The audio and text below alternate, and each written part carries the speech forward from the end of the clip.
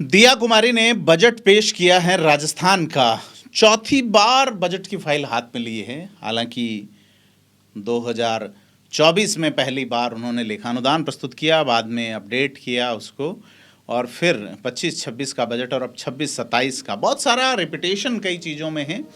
और आज चूंकि मरुधरा का जो फाइलों में मौसम गुलाबी बताया गया है, गुलाबी नगर में, उस पे बात करेंगे। चर्चा रेतीले धोरों, किलों या लोक संस्कृति की नहीं करेंगे। बात करेंगे उन आंकड़ों पे जो आपके और हमारे भविष्य को या हमारे आने वाली पीढ़ी के भी भविष्य को तय करेगी, क्योंकि बात 2047 की जा रही है। नमस्कार, मैं प्रदीप हूँ, आप थिंक 360 देख रहे हैं। तो फिलहाल राजस्थान की अर्थव्यवस्था इस वक्त एक बहुत बड़े ट्रांजिशन फेज यानी बदलाव के दौर से गुजर रही है। दशकों तक जिस राज्य की पहचान धीमी विकास दर या एक बीमारू राज्य के रूप में की जाती रही, और अब वह सपना देख रहा है नई आर्थिक महाशक्ति बनने का, कर्ज का बोझ लाते हुए। आज हम विश्लेषण करेंगे कि राजस्थान के आर्थिक विकास का दृष्टिकोण क्या है। 2027-28 का जो बजट दिया कुमारी ने लाए हैं। इसी बीच में आपको एक बात बताना चाहूँगा कि जिस जैसलमेर और बाड़मेर, बीकानेर जिलों में सोलर पार्क के नाम पे मौसम को फाइलों में गुलाबी बताने की कोशिश हुई है, वहाँ कट रही है खेजड़ी। और खेजड़ी कटने को लेके धरने पे बैठे हैं बीकानेर जिले में लोग। सोलर खेजड़ी की कीमत पे नहीं चाहिए, सोलर छोड़िए विकास भी नहीं चाहिए।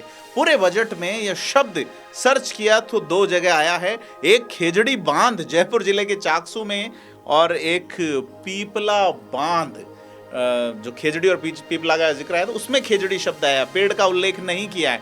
दूसरा खेजड़ा भी कहते हैं उधर चूरू साइड में, जहाँ का मैं रहने वाला हूँ, जहाँ का मैं जाया जन्मा हूँ।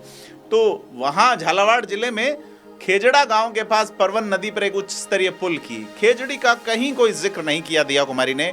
सीधे तौर पे आर्थिक बजट, हरित बजट, कृषि बजट, फला बजट, ब्ला बजट, यह सब कुछ आया। लेकिन ये बजट एक वैसा ही दस्तावेज है जो पिछले कई दशकों से हर साल कभी वित्त मंत्री इंडिविजुअल तो कभी मुख्यमंत्री। राजस्थान के इस बजट में अक्सर ये होता रहा है, दिया कुमारी से पहले जब भी कोई बजट पढ़ते थे, बजट कंप्लीट होते ही डॉक्यूमेंट अपलोड हो जाते थे। लेकिन अब जब तक भजनलाल शर्मा खुद प्रेस कॉन्फ्रेंस नहीं कर लेते, बजट दस्तावेज अपलोड नहीं होते, ऐसे में जर्नलिस्ट को रिसर्च का टाइम नहीं मिल पाता। ये अलग बात है कि अब कुछ टूल हैं और उन टूल के सहारे ही हमने बहुत सारी चीज़ें निकाली हैं कि राजस्थान का अपना ब्लूप्रिंट की बात क्या होगी। क्योंकि अगर बड़े इन 2 घंटों में जिस तरह से हमने दस्तावेज को पढ़ा, उससे एक महासंकल्प का दावा किया गया है जिसमें राजस्थान की जीडीपी को 21 लाख करोड़ के पार ले जाने का वादा है। तो सरकार एक ज्ञान मॉडल लाई। हालांकि ज्ञान देने में बड़े आगे हैं नेता हमारे, चाहे वो कांग्रेस के रहे हों, भाजपा के रहे हों। तो अक्सर अखबारों की हेडलाइंस में या ब्रेकिंग न्यूज़ में आर्थिक दरारें छिप जाती हैं। उन दरारों पे भी बात करेंगे कि करीब हजारों करोड़ का राजस्व घाटा है, 36% से अधिक भारी भरकम कर्ज हैं और वित्तीय कुप्रबंधन के आरोप हैं। सवाल यह है कि क्या राजस्थान वाकई विकसित होने की राह पे है या फिर यह आंकड़ों की बाजीगरी है। हालांकि दिया कुमारी ने अपने स्पीच में जादूगर वाली बात कही, हम जादू नहीं दिखा रहे हैं, मांगते मांगते थक जे वाला। शेर व शायरी हर बजट में होती है, चाहे शेर व शायरी की शौक नहीं रखते हों बजट पढ़ने वाले, लेकिन सरकारी अफसर अक्सर बजट भाषणों में शेर व शायरी, डायलॉग, बेंजामिन फ्रैंकलिन के उदाहरण, अमेरिका की सड़कें, वसुंधरा के वक्त में जिक्र होता था, अशोक गहलोत अलग अलग कोट करते रहे, कभी शिवमंगल सिंह सुमन का जिक्र आया। पिछले बजट भाषणों को थोड़ा बहुत देखा तो बात कही किस लिए गई और उसको किस संदर्भ में प्रयुक्त किया जा रहा है, ऐसे में कविताओं को भी घुसाया जाता है।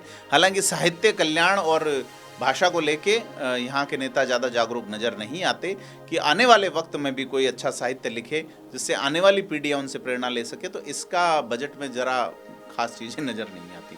तो जैसा कि मैंने कहा कि राजस्थान की अर्थव्यवस्था जो एक ट्रांजिशन यानी बड़े ट्रांजिशन फेज यानी बदलाव के दौर से गुजर रही हैं, और बड़ी चीज़ ये है कि आर्थिक विकास का जो ये दृष्टिकोण है 2047 का जिक्र किया गया है, उसमें सवाल ये है कि ये जो सपना है 2047 का लक्ष्य, ये एकदम ही 2047 में ऐसे फट पड़ेगा या धीरे धीरे 10%, 20%, 15% इस तरह से बढ़ेगा।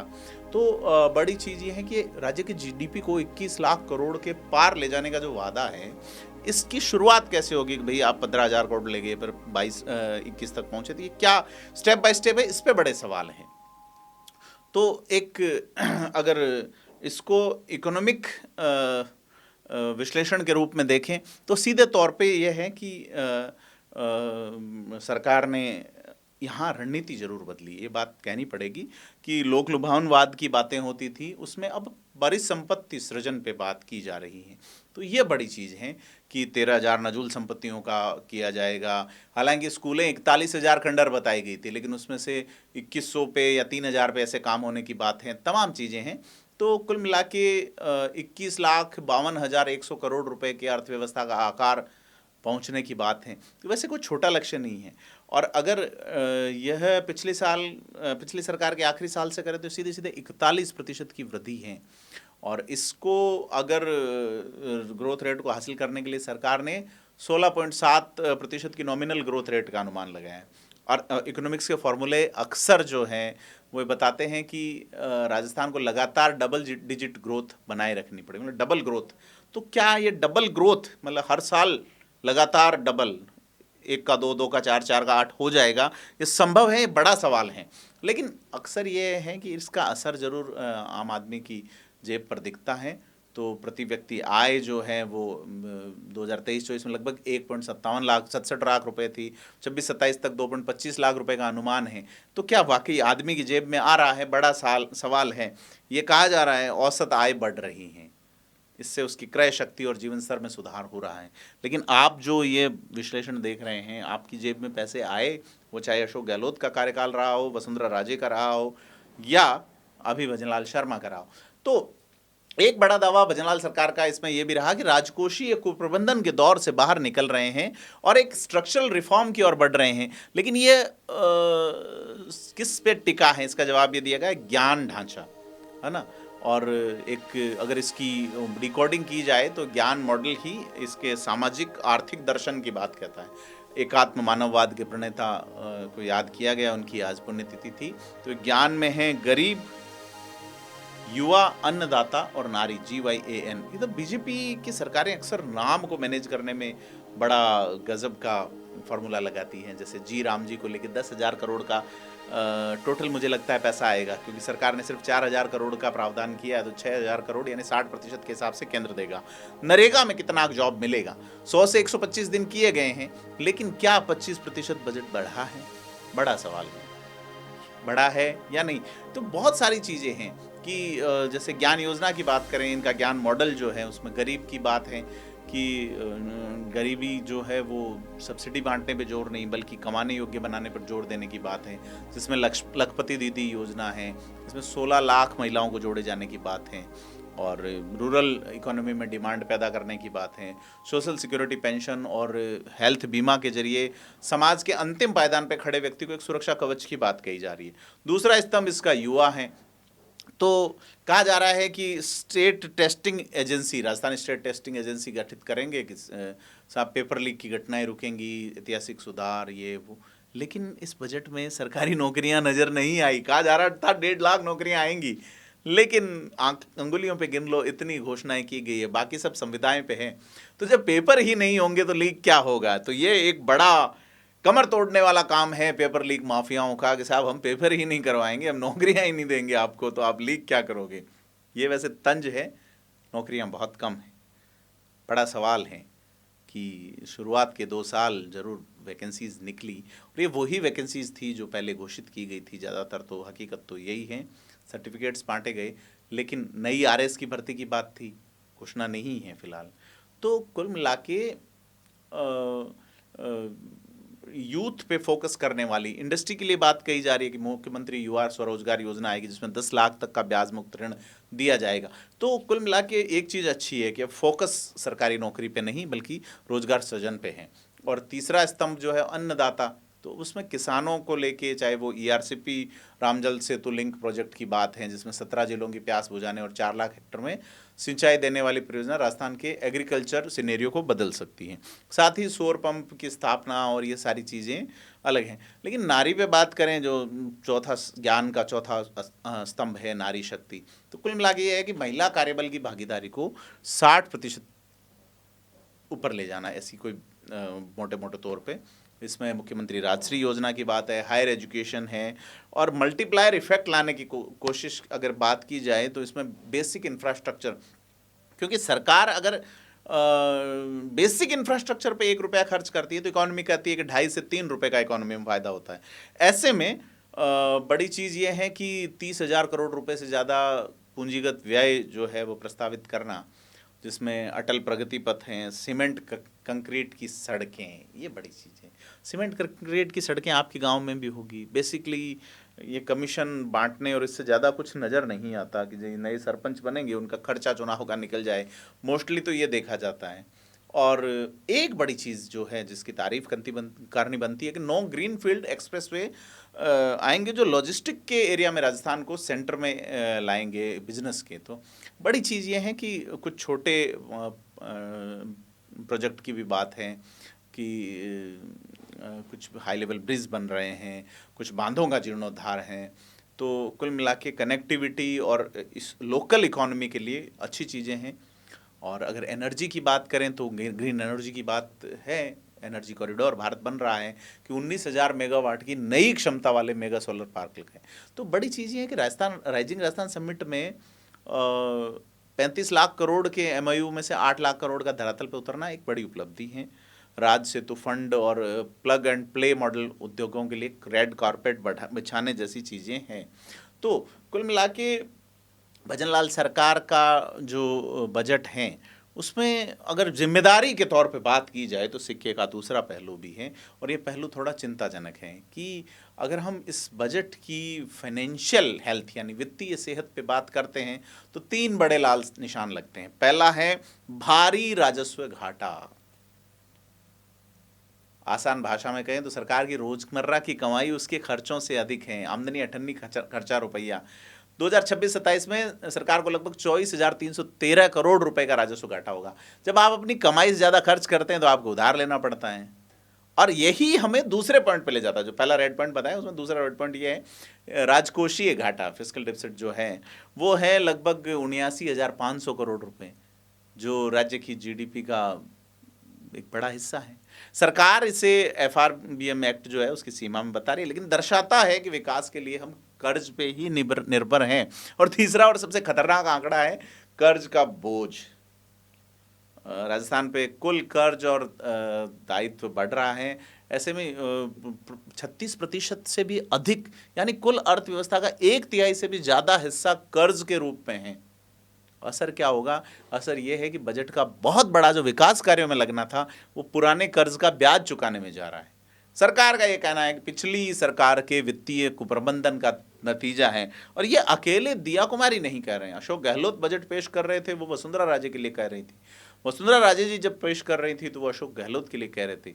अशोक गहलोत पहले पेश कर रहे थे तो वसुंधरा राजे, फिर अशोक गहलोत, फिर भैरव सिंह शेखावत, फिर उससे पहले हरिदेव जोशी, उससे पहले मथुरादास माथुर।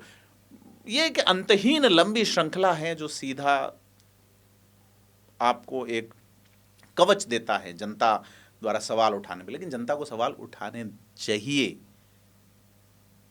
क्योंकि और सरकार का ये कहना है कि कंसोलिडेटेड सिंकिंग फंड और कर्ज के पुनर्गठन जैसे तकनीकी कदम उठा रहे हैं, इससे करीब 750 करोड़ रुपए की बचत होगी। लेकिन ये बचत इतनी इनफ नहीं है, 1% भी नहीं है जो कर्जा है उसका। सवाल ये है क्या 36.8% के कर्ज के बोझ के साथ हम 2047 तक विकसित होने का सपना पूरा कर पाएंगे? ये एक ऐसा चक्रव्यूह है जिससे निकलना आसान नहीं है। तो अंत में निष्कर्ष क्या निकलता है कि विकसित राजस्थान 2047 का विजन डॉक्यूमेंट जो दिया कुमारी ने प्रस्तुत किया निसंदेह महत्वाकांक्षी है। लोक लुभावन से हट के परिसंपत्ति निर्माण और निवेश की बात ये करता है जो स्वागत योग्य है। सोलर एनर्जी, रिफाइनरी और राइजिंग राजस्थान के निवेश राजस्थान की तस्वीर बदलने का दावा करते हैं। लेकिन दूसरी तरफ भारी भरकम कर्ज और रेवेन्यू डिफिसिट जो है इस सपने की नींव को कमजोर करते हैं। तो कुल मिला के हम सुनहरे सपनों और बड़े वादों की बात करते हैं, लेकिन सिक्के का दूसरा पहलू देखना चाहिए, और ये पहलू थोड़ा चिंताजनक है। और अगर मैं लगातार आपको कह रहा हूँ कि खर्चा ज़्यादा है। जी राम जी जो नाम किया गया है मनरेगा में, उसमें एक बड़ा सवाल है कि क्या पैसा उतना मिल पाएगा? क्या 4,000 करोड़ के प्रावधान के अनुसार 6,000 करोड़, पहले केंद्र पूरा पैसा दे रहा था, अब 4,000 करोड़ रुपए राज्य सरकार को देने हैं। क्या इन्वेस्टमेंट की जो बात है, तो बाहर के ही बड़े इन्वेस्टर आके, बड़े उद्यमी आके ही उद्योग लगाएंगे, या राजस्थान के हिस्से भी छोटी छोटी सरकारी सब्सिडी के अलावा अपने दम पे बड़े उद्योगपति बनने का सपना युवाओं का पूरा होगा? क्योंकि ये कहना बहुत आसान है कि साहब पिछले वालों ने ये कर दिया। दिया कुमारी ने जो बात कही मेडिकल मानसिक स्वास्थ्य वाला, उसके लिए तो उसमें तुच्छ टिप्पणियां जरूर चली, बाद में भी कांग्रेस के लोगों ने भी कहा, रामगंज मंडी का उल्लेख किया। तो कुल मिला के बजट जैसी गंभीर चीज, जो न केवल अब एक साल के लिए, हर बजट में आप 2047 की बात कर रहे हैं, और 21 साल बाद हम उम्मीदों से भरे नहीं रहेंगे, हम अपने जीवन के उत्तरार्ध में होंगे। तो जैसे सोलर पार्क वाले गीत पिछले 1.5 दशक से मैं गाते हुए सुन रहा हूं सरकारों को कि साहब बिजली राजस्थान में, सोलर जो है वो राजस्थान में कर देगा, लेकिन किनको मिली? कुछ उद्योगपतियों को जमीन मिली, स्थानीय लोगों को कहाँ? बहुत बड़ी सब्सिडी पे जमीन किसान की, सूरज फ्री ऑफ कॉस्ट, और 300 से अधिक दिन अनिवार्य रूप से तपने की उपलब्धि, और बैंकों का पैसा मजे कौन ले रहा है? राजस्थान में तो बिजली सस्ती नहीं हुई, और बनने वाली बिजली जा कहाँ रही है? यहाँ के इंडस्ट्री को मिल रही है। तो जैसा मैंने कहा, खेजड़ी के लिए लोग 9 दिन से धरने पे हैं, और खेजड़ी और खेजड़ा 2 शब्द खेजड़ी के लिए नहीं सुन रहे। तो कुल मिला के बड़ा एक कंस्ट्रक्टिव बजट पेश करने की कोशिश है, लेकिन भारी भरकम कर्जा और राजस्व घाटा इस सपने की नींव को कमजोर करते हैं। तो कुल मिला के ज़्यादा जोखिम ज़्यादा लाभ वाली स्थिति है। रणनीति वही है, ज़्यादा जोखिम लेंगे ज़्यादा लाभ, लेकिन जब आप कर्जे में चल रहे हो तो जोखिम वाली बात है, क्योंकि सरकार को 2 मोर्चों पे एक साथ युद्ध लड़ना है। ज़मीन को निवेश, ज़मीन पे जो है वो निवेश को उतारना है, यानी इन्वेस्टमेंट को आप ढंग से करें, साथ ही कर्ज का पहाड़ कैसे कम करेंगे। तो राजस्थान एक ऐसे मोड़ पे खड़ा है जहाँ में राइजिंग भी है और रिलायबल भी बनने की कोशिश कर रहा है, और अगर सरकार अपने संकल्पों पर खरी उतरती है तो 2047 का राजस्थान वाकई गौरवशाली होगा। लेकिन वित्तीय अनुशासन टूटा तो विकास दर कागजों में सिमट के रह जाएगी, फिर आने वाली सरकार इस सरकार को कोसेगी। तो उम्मीद करनी चाहिए सरकार न केवल वादे करेगी बल्कि वादों के लिए कड़े फैसले लेगी। आपको क्या लगता है कि क्या राजस्थान कर्ज के जाल से निकल के $1 ट्रिलियन की इकॉनमी बन पाएगा? विचार कमेंट में जरूर बताएं, और तब तक के लिए जुड़े रहिए, देखते रहिए थिंक 360, लाते रहेंगे आपके लिए विश्लेषण। धन्यवाद।